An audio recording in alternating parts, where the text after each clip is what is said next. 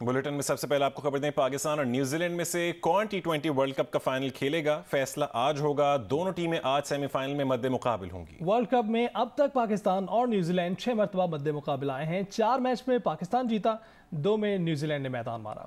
Welcome back. Imran Khan पर कातलाना हमले के खिलाफ तहरीक इंसाफ के कारकुनों ने आज छठे रोज़ भी जुड़वां शहर रावलपिंडी, इस्लामाबाद और लाहौर में पार्टी रहनुमाओं की क़यादत में एहतजाजी मुजाहरे जारी रखे। सड़कें बंद की, टायर जलाए और मामूलाती ज़िंदगी मुअत्तल रखा। एम्बुलेंसेस को भी गुजरने का रास्ता ना मिल सका। रावलपिंडी में 12 मकामात पर एहतजाज किया गया।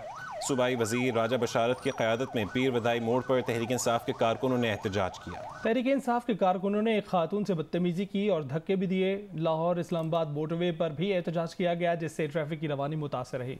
पीर वदाई मोड़ पर तहरीक इंसाफ की जानिब से रात गए तक एहतजाजी धरना जारी है। रावलपिंडी और इस्लामाबाद को मिलाने वाली IJP रोड ब्लॉक है। सूरत हाल के बारे में मजीद तफसील बताएंगे जियो न्यूज़ के नुमाइंदे अरफा फिरोजा की।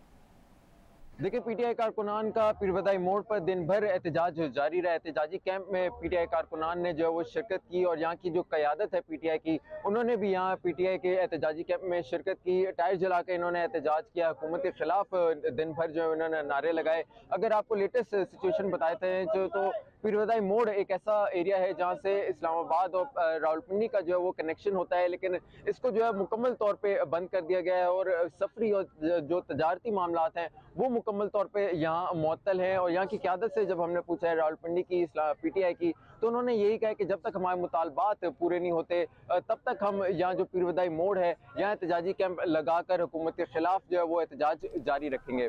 जी, रावलपिंडी इस्लामाबाद को मिलाने वाली मरकजी शाहराह मरी रोड 2 रोज से बंद है। मरी रोड पर कारोबार मुतासर और तालीमी इदारे बंद होने से शहरी परेशान हैं। रास्तों की बंदिश से मरीजों की अस्पतालों तक रसाई नामुमकिन हो गई है। मजीद बताएंगे शब्बीर डार। जी, पाकिस्तान तहरीक इंसाफ की जानिब से 2 रोज़ से जारी एहतजाजी धरनों की वजह से जुड़वां शहरों रावलपिंडी, इस्लामाबाद में मामूलात ज़िंदगी बुरी तरह मुतासर हो चुके हैं। हम इस वक्त मौजूद हैं रावलपिंडी की मरकजी शाहराह मरी रोड पर। शमशाबाद का ये एरिया है। मेरे पीछे आप देख सकते हैं मरी रोड पर बड़ी कनातें लगाकर मरी रोड को दोनों अतराफ से ट्रैफिक के लिए बंद किया गया है। इसी तरह रवात, टी चौक, एयरपोर्ट रोड, पीर वदाई मोड़, मोटरवे चौक, मारगला बाईपास पर इसी तरह जो रास्ते हैं वो बंद किए गए हैं, जिसकी वजह से शहरियों को शदीद मुश्किलात का सामना है। रास्तों की बंदिश से मरीज़ अस्पतालों तक नहीं पहुंच पा रहे हैं। इसी तरह जो बुज़ुर्ग लोग हैं, ख़वातीन हैं, बच्चे हैं, उनको हमने देखा कई किलोमीटर लोग पैदल सफ़र करने पर मजबूर हैं। रावलपिंडी के मुतादिद मकामात पर पाकिस्तान तहरीक इंसाफ का जो एहतजाजी धरने हैं वो जारी हैं। वफाकी वज़ीर एहसन इकबाल ने मुज़ाकरात से मुतालिक तहरीक इंसाफ से राबतों की तस्दीक कर दी। प्रोग्राम आज शाहज़ेब खानज़ादा के साथ में बात करते हुए कहा कि तहरीक इंसाफ के कुछ संजीदा लोगों ने राबता किया था, लेकिन इमरान खान की ज़िद और अना के आगे कुछ बोल नहीं सकता, इसलिए तहरीक इंसाफ के संजीदा लोग भी बेबस हो जाते हैं।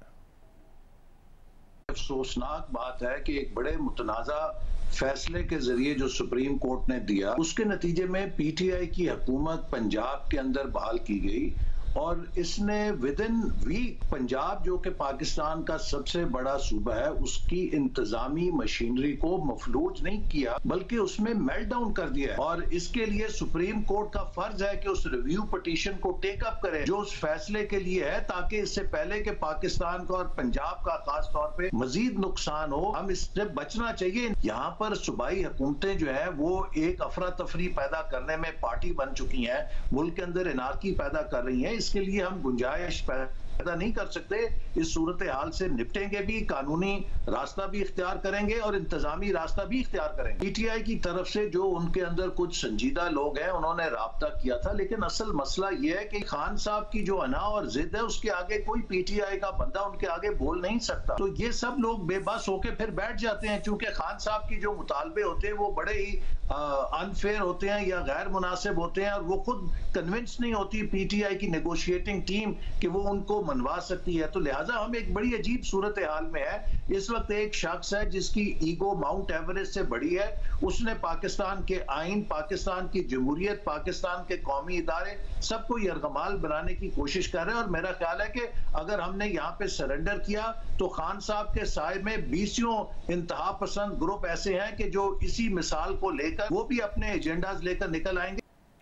वज़ीर आज़म की मुशीर और पीपल्स पार्टी की रहनुमा कमर ज़मान कायरा ने कहा है कि इमरान खान तसादुम के रास्ते पर चल रहे हैं। उन्होंने आज तक जो कुछ भी हासिल किया वो तसादुम के ज़रिए किया है, चाहे वो तसादुम अपोजिशन जमातों से हो, इलेक्शन कमीशन से हो, फौज से हो या अदलिया से हो। अब उनका मौक़िफ़ ही यही है कि मेरी बका लड़ाई में ही है।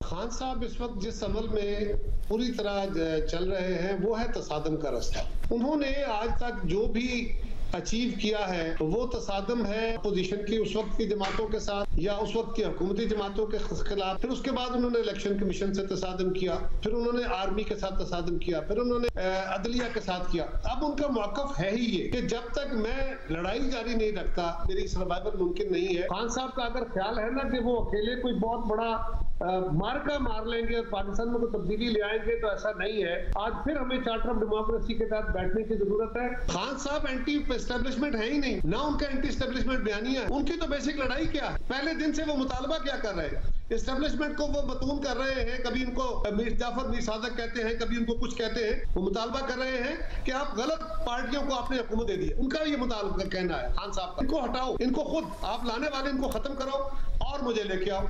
ये तो उनका ओपन मुतालबा है, जिससे मुतालबा किया जाए उससे मुखालफत होती है। वो तो खुद एस्टेब्लिशमेंट की सियासत के अंदर मुदाखलत और गैर आईनी मुदाखलत की बात कर रहे हैं और आज भी कर रहे हैं। इदारों के साथ वो तसादम करते हैं तो वो पाकिस्तान के साथ लड़ रहे हैं, फिर वो पाकिस्तान की बका के साथ लड़ रहे हैं। तो इमरान को अपने आप को और पाकिस्तान को आमने सामने नहीं खड़ा करना चाहिए, अभी भी उनको रुक के सोचना चाहिए और अपना कोई रास्ता निकालना चाहिए। डायलॉग ही डेमोक्रेसी है। पाकिस्तान पीपल्स पार्टी के सीनियर रहनुमा और साबिक तर्जुमान बिलावल भुट्टो जरदारी मुस्तफ़ा नवाज खोखर ने सेनेट की नशिस्त से मुस्ताफ़ी होने का ऐलान कर दिया है। मुस्तफ़ा नवाज खोखर ने सोशल मीडिया पर पैगाम में लिखा कि पार्टी के सीनियर लीडर ने मुलाकात में पार्टी क़यादत का पैगाम पहुँचाया कि मेरे सियासी नज़रियात से खुश नहीं और इस्तीफ़ा चाहते हैं। पार्टी का शुक्रगुजार हूँ जिसने सिंध में सेनेटर बनाया। अवामी अमूर पर राय देना अपना हक समझता हूँ। इख्तलाफात अपनी जगह, मगर पार्टी में बेहतरीन वक्त गुजारा। कल खुद जाकर चेयरमैन सेनेट को इस्तीफ़ा पेश कर दूँगा। सेनेटर मुस्तफ़ा नवाज खोखर 2018 में सिंध से पाकिस्तान पीपल्स पार्टी की नशिस्त पर 6 साल के लिए 2024 तक सेनेटर मुंतखब हुए थे। वो ईवान बाला की इंसानी हकूक कमेटी के चेयरमैन रहे। मुस्तफ़ा नवाज खोखर पाकिस्तान की सियासत में एक नजरियाती सियासी कारकुन के तौर पर जाने जाते हैं, जो पार्टी पॉलिसी से बालातर होकर अपने नजरियात के मुताबिक सियासी राय का इजहार करते रहते हैं और यही उसूली मौक़िफ़ उन्हें महंगा पड़ा। मुस्तफ़ा नवाज खोखर ने इत्तेहादी हुकूमत के हालिया दौर में शहबाज गिल, आजम स्वाति की गिरफ्तारी, इनसे मुतल्लक मुबैना तशद्दुद के वाक़यात पर सख्त तनकीद की, जबकि वीडियो लीक्स मामले पर इदारों को आड़े हाथों लिया। मुस्तफ़ा नवाज खोखर ने अपने ट्वीट में कहा है कि अरकान पार्लियामेंट क्या भारतीय लोकसभा के रुकन है कि उनके फोन टैप किए जाते हैं और उनकी प्राइवेसी में घुसा जाता है। अरकान पार्लियामेंट हो, सहाफ़ी या जजेस, सब इसी रियासत के बाशिंदे हैं और गद्दार नहीं। मुस्तफ़ा नवाज खोखर इससे पहले भी बतौर चेयरमैन इंसानी हकूक कमेटी सेनेट अहम मामलात पर सख्त मौक़िफ़ इख्तियार करते रहे हैं। हर कमर वाक़या हो या फिल्म जिंदगी तमाशा का रोके जाना, इंसानी हकूक की खिलाफ वर्जियाँ हों या लापता अफराद का मामला, मुस्तफ़ा नवाज खोखर अपने मौक़िफ़ को दो टोक अंदाज में बयान करते रहे और इस पर डटे भी रहे। मौजूदा इत्तेहादी हुकूमत ने मुस्तफ़ा नवाज खोखर को वज़ीर मुमलिकत बराए कानून बनाने की पेशकश की थी, जो उन्होंने मुस्तरद कर दी। वो इससे पहले बिलावल भुट्टो जरदारी के तर्जुमान भी रह चुके हैं। आगे बढ़ते हैं। अरशद शरीफ कत्ल की कीनिया में तहकीक करने वाली सहाफ़ी इरम अब्बासी ने जियो न्यूज़ के प्रोग्राम कैपिटल टॉक में कहा है कि अरशद शरीफ के कत्ल की तहकीकात करने वाले बाद सहाफ़ियों का ख्याल है कि अरशद शरीफ के कत्ल का मास्टरमाइंड पाकिस्तान में है। सहाफ़ी इरम अब्बासी का ये भी कहना था कि कीनिया की पुलिस और हुकाम सहाफ़ियों से ताउन नहीं कर रहे और कीनिया में मुकीम आम पाकिस्तानियों पर भी इस हवाले से खौफ की फ़ज़ा तारी है। वो भी अरशद शरीफ के कत्ल पर बात नहीं करते। इरम अब्बासी साहबा, अरशद शरीफ शहीद का जो कत्ल का जो मास्टरमाइंड है, ये कीनिया में है या पाकिस्तान में है? बाद सहाफ़ियों को ये खदशा है और ये वो कहते हैं कि उनका अपना बिलीफ है, उनके पास शवाहिद नहीं है कि उनका ये मानना है कि बेसिकली ये कवर अप जो है कीनिया में किया गया है, लेकिन उनका ये दावा है कि मास्टरमाइंड पाकिस्तान में मौजूद हो सकता है। कीनियन पुलिस और अथॉरिटीज़ हैं वो अरशद शरीफ मर्डर केस के बारे में इंफॉर्मेशन शेयर करने पर वो कंफर्टेबल है? पुलिस आपको ऑफ द रिकॉर्ड तो कम से कम बात कर ही सकती है, लेकिन मेरे साथ अभी तक हुकाम जो है उनका कोऑपरेट बिल्कुल नहीं कर रहे हैं और हर कोई इस मामले को हश-खश कर रहा है और चाहता है कि वो इस पर क्या और बेसिकली ऑन द रिकॉर्ड क्या ऑफ द रिकॉर्ड भी बात करने से कतरा रहे हैं। पीटीआई लॉन्ग मार्च पाकिस्तानियों की अक्सरियत ने मुस्तरद कर दिया है। Institute for public opinion research IPOR के सर्वे के मुताबिक 59% पाकिस्तानियों ने पीटीआई का लॉन्ग मार्च मुस्तरद किया, जबकि 32% ने उसकी हिमायत की है। 54% ने पीटीआई को मशवरा दिया कि सड़क पर एहतजाज की बजाय कौमी असम्बली जाकर मसाइल हल करवाएं। माजी में पीडीएम को भी अवाम ने एहतजाज की बजाय कौमी असम्बली जाने का मशवरा दिया था। यहाँ आपको खबर दें, OGDCL इंतजामिया का कहना है कि इस्लामाबाद इंतजामिया और पुलिस ने अचानक इदारे में घुसकर उनकी गाड़ियाँ ज़बरदस्ती तहवील में ले ली हैं। जानने के लिए बात करेंगे सैफुर रहमान से। सैफ, बताइएगा मामला क्या है? देखें, OGDCL जो तर्जमान है और उनकी तरफ से एक हैंडआउट भी इशू किया गया। उनका ये कहना था कि उनसे ये कहा गया था कि उनको इस्लामाबाद में जो इलेक्शंस होने हैं यहाँ पर, उस हवाले से गाड़ियाँ चाहिए। अभी इलेक्शंस को तो काफ़ी देर है, तो इस हवाले से आज बातचीत होनी थी। उनकी एक रिक्वेस्ट भी आई थी इस ज़िले इंतजामिया की तरफ से। तो यकदम ये हुआ कि जो वहाँ पर इस्लामाबाद इंतजामिया कुछ अफसराना है, साथ पुलिस थी, तो उन्होंने जो OGDCL के बाहर जो गाड़ियाँ खड़ी थी उनकी पार्किंग के अंदर उनको अपनी तहवील में लेना शुरू कर दिया। जो तर्जमान का ये मौक़िफ़ था, जो OGDCL इंतजामिया थी, उनका ये कहना था कि उन्होंने काफ़ी ज़्यादा बदतमीज़ी की है। इस हवाले से OGDCL की जो आला इंतजामिया है उन्होंने हुकूमत से ये मुतालबा किया कि इस मामले की तहकीकात की जाए और इस हवाले से जो मुतल्लिका जिम्मेदार हैं उनको कटहरे में लाया जाए कि इस तरह का जो अमल है वो क्यों किया गया है। जी, बहुत शुक्रिया सैफ, इस हवाले से आपने आगाह किया। मारूफ सहाफ़ी हामिद मीर का कहना है कि मौसमियाती बहरान का जिम्मेदार पाकिस्तान नहीं, लेकिन पाकिस्तान सबसे ज़्यादा उसके नुकसानात का शिकार हुआ। पाकिस्तान मदद की भीख नहीं मांग रहा, ना ही पाकिस्तान खैराती केस है। पाकिस्तान का मसला अखलाकी जिम्मेदारी है। मौसमियाती तब्दीली आज पाकिस्तान तक पहुँची है, कल ये दूसरों तक भी पहुंच जाएगी। उन्होंने उम्मीद जाहिर की कि मगरबी सहाफ़ी इस मसले को आगे तक लेके जाएंगे। कोलंबियन जरीदे CJR और पाकिस्तानी अखबार द नेशन से मौसमियाती तब्दीली के नुकसानात पर बात करते हुए हामिद मीर का कहना था कि जुलाई में अमरीकी अखबार के कॉलम में लिखा था कि मौसमियाती तब्दीली पाकिस्तान के लिए दहशतगर्दी से भी ज़्यादा ख़तरनाक है, और बदकिस्मती से चंद महीने बाद ही ये बात दुरुस्त साबित हो गई। पाकिस्तान में अगस्त में आने वाले सैलाब की तबाहकारियों से मुतालिक हामिद मीर ने बताया कि पाकिस्तान का बरतानिया के बराबर का रकबा पानी में डूबा है। घर मुनहदम हो गए, सड़कें पुल बह गए, गर्मी, बीमारी, खड़ा गंदा पानी लोगों का सख्त इम्तिहान था। उन्होंने बताया कि अपनी रिपोर्टिंग में ये बात सामने लाने पर कि किस तरह मालदार ज़मींदारों ने अपनी ज़मीनें बचाने के लिए गरीब और गुंजान आबाद देहातों को डुबो दिया, उन्हें संगीन नताइज की धमकियां भी मिली। हामिद मीर का ये भी कहना था कि गैर मुल्की मीडिया ने पाकिस्तान के तबाहकुन सैलाब के मुकाबले में यूक्रेन जंग को फौकियत दी, जो संगीन नाइंसाफ़ी है। मौसमियाती तब्दीली के नुकसानात के मौजू पर बातचीत में हामिद मीर के साथ फ़िलिपींस, मार्टिनिया, पोर्टो रिको और पेरू की सहाफ़ी भी शरीक थे। रावलपिंडी के GT रोड पर रवात के मकाम पर PTI के एहतजाजी मुजाहिरीन घंटों सड़क बंद रखने के बाद कुछ देर का रिलीफ देने के लिए रास्ता खोलते हैं, इसके बाद फिर सड़क ब्लॉक कर दी जाती है। मज़ीद जानते हैं अहमद सुभान से।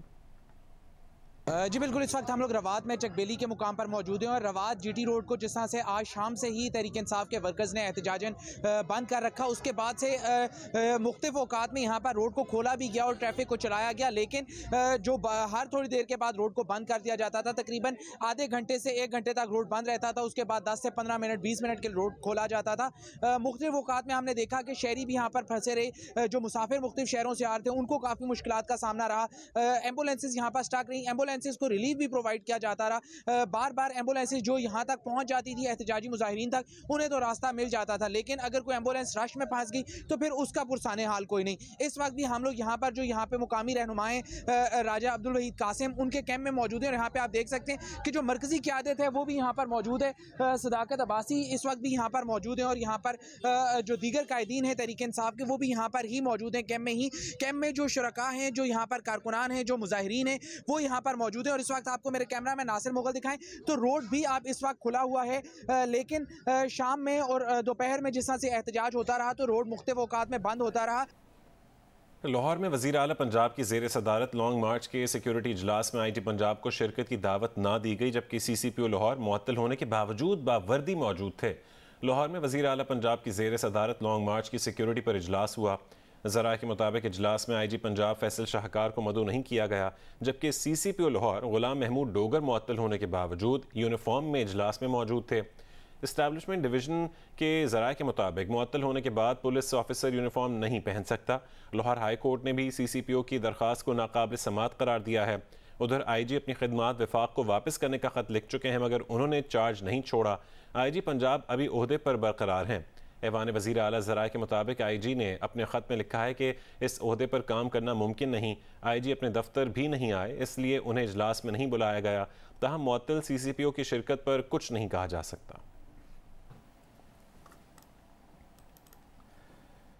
इस्टेब्लिशमेंट डिवीजन की जानिब से मुअत्तल CCPO लाहौर गुलाम महमूद डोगर को एक और ख़त लिख दिया गया है। ज़राए इस्टेब्लिशमेंट डिवीजन के मुताबिक गुलाम महमूद डोगर ने हिदायत पर अमल ना किया तो उन्हें बर्खास्त भी किया जा सकता है।